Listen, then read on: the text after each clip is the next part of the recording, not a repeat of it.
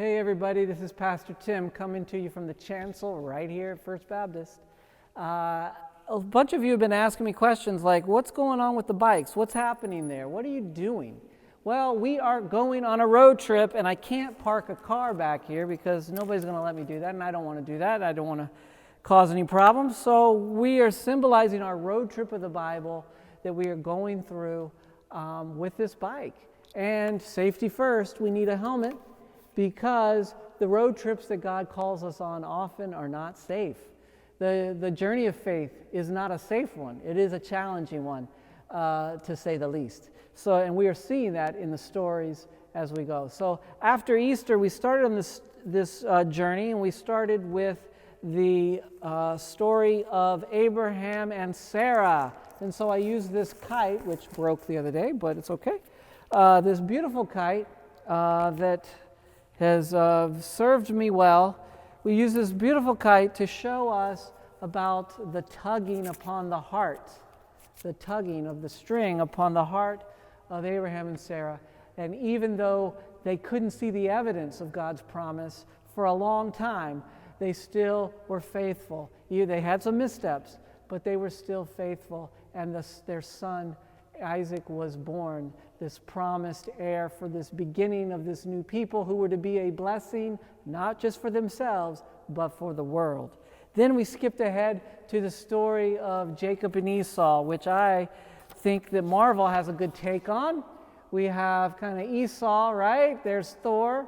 And of course, Loki is the good Jacob character. Now, who would you think would be the heir to the throne, right? It of course would be Thor by our standards, but God, it's almost like God choosing Jacob is choosing the trickster, is choosing the cheater, the deceiver.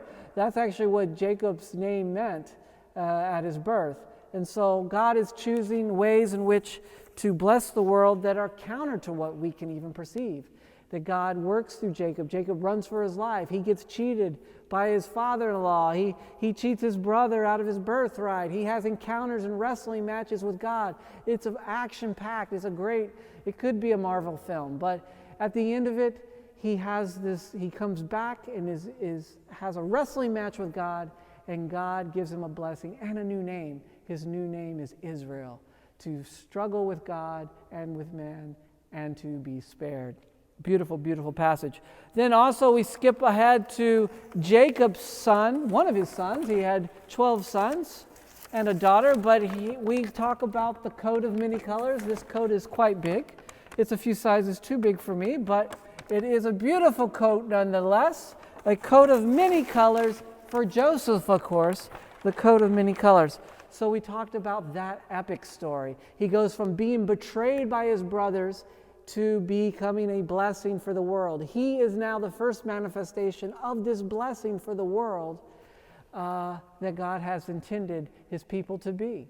And so we have this powerful story of going from betrayal to blessing. He interprets Pharaoh's dream of 7 fat cows and then skinny cows, and the skinny cows devour the fat cows, and he interprets that to mean that they're going to have 7 good years, and let's harvest all the grain for those years. The 7 famine years will come, swallow up those years, but we will be prepared because we will have prepared during those good years. And so the whole world comes to Egypt. The word's on the street that is where you can get food to eat. And so this is a powerful story going from betrayal to blessing, and how we can also not let betrayals get the best of us, but we can still choose, even in the hard situations, to be faithful and trust in God's hidden call upon our lives. And then this past week, we looked at beginning the story of Moses. We'll continue this coming Sunday. I have this stick that I'm using as a staff on loan from my son. I am to not to break it, so let's be careful. But this is reminder of the road trip of the call of Moses, the liberating call of Moses to free the people who have now been enslaved in Egypt. It's many generations after the life of Joseph, and it says that Pharaoh forgot who Joseph was.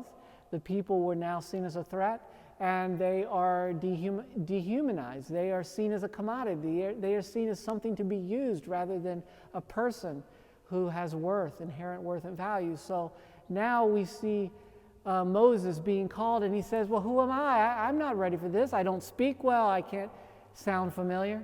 God is calling you, and it doesn't matter. God can gift you and give you the gifts and provide the situations for your life.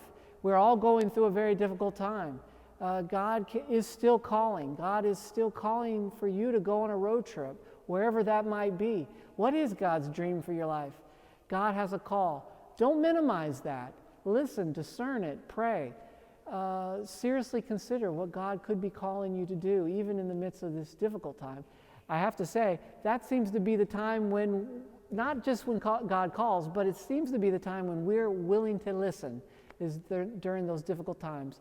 And then we'll join together next week as we look at the wilderness experience of the Israelite people and Mount Sinai experience, where they get the Ten Commandments, and what this call of aspiration that God has for his people, this call of the values of God for the people of God. So we're going to continue on this road trip. We are going to continue going, and we hope that you can join us. It is a good time.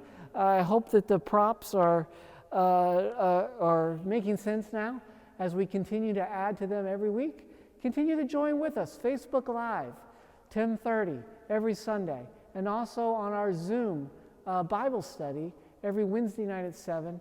You can email us for the link. We hope that you can join us for the road trips of the Bible. Thank you, and God bless.